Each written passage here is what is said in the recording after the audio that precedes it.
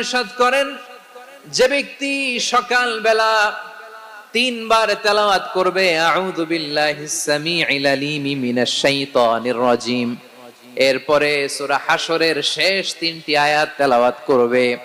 রব্বুল আলামিন ওই ব্যক্তির জন্য 70,000 ফেরেশতা নিয়োগ দিবেন যারা সারা দিন ওই লোকের জন্য মাগফিরাতের দোয়া করবে। শুধু এখানেই শেষ নয়, বিশ্বনবী ফরমান ওয়া ইন মাতা ফি যালিকাল ইয়াউমি মাতা শাহীদান, ওই দিন যদি ওই ব্যক্তিটা ইন্তেকাল করে সে শহীদ হয়ে কিয়ামতের দিন আল্লাহর সামনে দাঁড়াবে। সকালবেলা যদি পড়েন 3 বার আউযু বিল্লাহিস সামিউল আলিম মিনাশ শাইতানির রাজিম 3 বার পড়ে